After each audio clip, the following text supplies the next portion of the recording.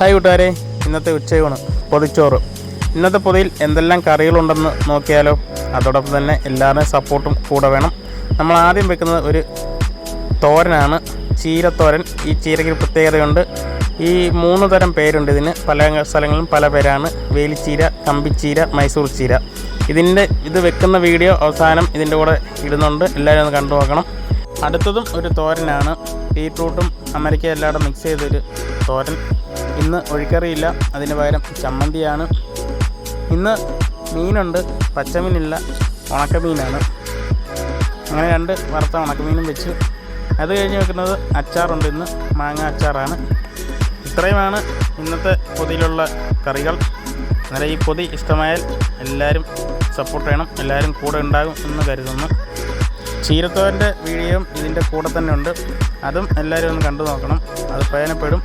നല്ല ടേസ്റ്റുള്ളൊരു തോരനാണ്, എല്ലാവരും ഒന്ന് ട്രൈ ചെയ്ത് നോക്കണം.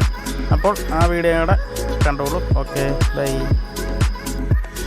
അപ്പോൾ ഈ കാണുന്ന ചീരയാണ് നമ്മളിന്ന് തോരൻ വെക്കാനായിട്ട് എടുത്തിരുന്നത്. ഇതിൻ്റെ പേര് മൈസൂർ ചീരയെന്നും വേലി ചീരയെന്നും കമ്പിച്ചീരയെന്നും പറയും.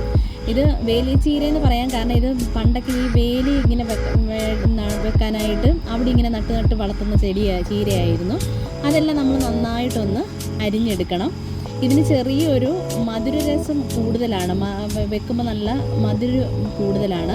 അതിന് നമ്മൾ കാന്താരി മുളക് സെപ്പറേറ്റ് ഇതിൻ്റെ കൂടെ ചതയ്ക്കുന്നുണ്ട്. ആ ഒരു മധുരം, ചെറിയ മധുരമുണ്ട്, അത് എല്ലാവർക്കും ഇഷ്ടപ്പെടത്തില്ല. അപ്പം നമ്മളതിന് കാന്താരി മുളക്, അതിന് അരയ്ക്കാനുള്ള എല്ലാം എടുത്തിട്ടുണ്ട്. വെളുത്തുള്ളിയും കാന്താരി മുളകും മഞ്ഞൾപ്പൊടിയും മുളക് പൊടി എടുത്തിട്ടുണ്ട്. ഞാനിവിടെ ഏലത്തോരൻ വെക്കുമ്പോൾ ജീരകം ചേർക്കാറില്ല. തോരൻ വെക്കുമ്പോൾ അതിഷ്ടമല്ല, അതുകൊണ്ടാണ്. ചിലർ അരയ്ക്കുമായിരിക്കും, എനിക്കറിയത്തില്ല. നമ്മളതെടുക്കത്തില്ല. അപ്പോൾ ഞാനതിനായിട്ടുള്ള തവ വെച്ച് കൊടുത്തിട്ടുണ്ട്. അത് നന്നായി ചൂടായപ്പോൾ ആവശ്യത്തിന് വെളിച്ചെണ്ണ ഒഴിച്ചു. വെളിച്ചെണ്ണ നന്നായി ചൂടായപ്പോൾ ആവശ്യത്തിന് കടുകൂടി നമ്മൾ ഇട്ട് കൊടുത്തു. പിന്നെ ഒരു 2 കൊച്ചുള്ളി ഒന്ന് അരിഞ്ഞിട്ട് കൊടുത്തു. അതൊന്ന് ബ്രൗൺ ആയപ്പോൾ നമ്മളൊരു വറ്റൽമുളകും കൂടി ഇട്ടു.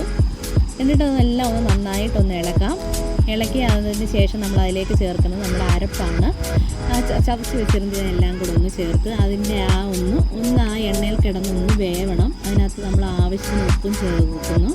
ഇവിടെ പൊതുവേ ഉപ്പ് കുറച്ചാണ് എടുക്കുന്നത്, അതുകൊണ്ടാണ് നമ്മൾ കുറച്ച് ഉപ്പിട്ട്. ഇലയാവുമ്പം ആവി വരുമ്പോൾ അങ്ങ് ചുരുങ്ങുമല്ലോ, കുറച്ചേ ആവത്തുള്ളൂ. അപ്പോൾ അതൊന്ന് ആയിട്ടുണ്ട്. അതിലേക്ക് ഞാൻ അരിഞ്ഞു വെച്ചിരുന്ന ചീര ഇട്ട് കൊടുക്കുകയാണ്. ഇതെല്ലാം കൂടെ ഇട്ട് നമുക്കൊന്ന് നന്നായിട്ടൊന്ന് ഇളക്കി എല്ലാം ഒന്ന് യോജിപ്പിച്ചതിന് ശേഷം നമുക്കിത് അടച്ചു വെക്കണം. പിന്നെ വെള്ളമൊന്നും ചേർക്കണ്ട, എല്ലാം ഒന്ന് കൂട്ടി അടച്ച് വെച്ച ആ ആവിയിലിരുന്ന് അന്നേരം ഫ്ലെയിം നന്നായിട്ട് കുറച്ച് കൊടുക്കണം. ആ ആവിയിലിരുന്ന് വേവും. അതുകൊണ്ട് ഞാൻ കുറച്ച് നേരം കഴിഞ്ഞപ്പോൾ അടപ്പെടുത്ത് മാറ്റി. അപ്പോൾ നമ്മുടെ തോരൻ റെഡി ആയിട്ടുണ്ട്, വെന്തിട്ടുണ്ട്. എല്ലാം ഒന്ന് വീണ്ടും ഒന്ന് ഇളക്കി. ഇനി ഇത് അടച്ചു വെക്കണ്ട, നമുക്ക് തുറന്ന് വെച്ചിട്ട് എടുക്കാവുന്നതാണ്. അപ്പോൾ ഇങ്ങനെ ഈ ചീര കണ്ടാൽ എല്ലാവരും ഇതൊന്ന് ട്രൈ ചെയ്യണം കേട്ടോ. അതിൻ്റെ അഭിപ്രായം ഒന്ന് പറയുകയും വേണം.